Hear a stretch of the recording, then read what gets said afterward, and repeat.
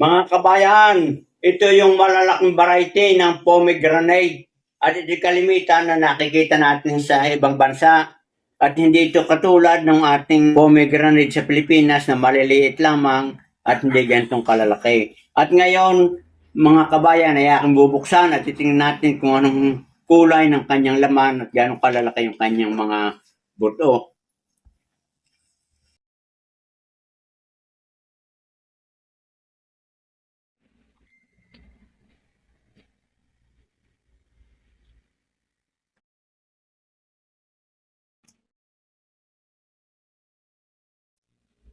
So yan mga kabayan, kita nyo ang lalaki at saka maganda ang kulay ng kanyang mga butong ngayon nating hihiwain.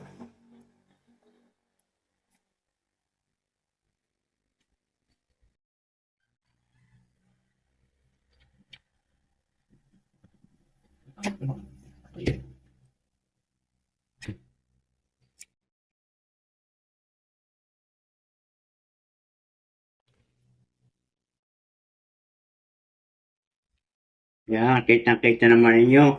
At halos dark brown yung kulay ng kanyang mga butot. Ang gaganda.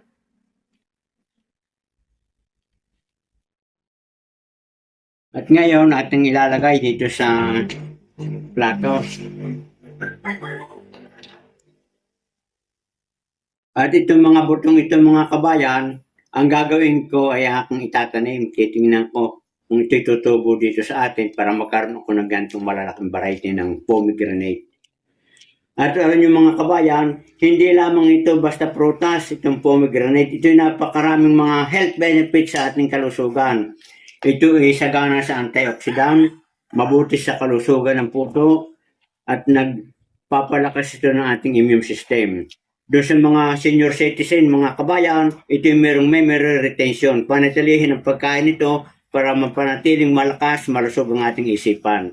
So yan mga kabayan, ang gagawin ko na itong juice at malalaki.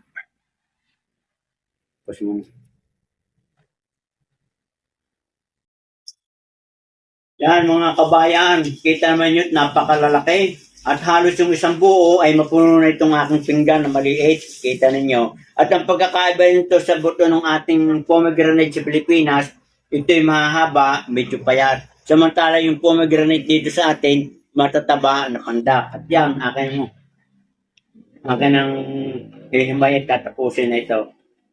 At kita niyo mga kabayan, mapula na parang dark brown. At ito, titikman ko mga kabayan.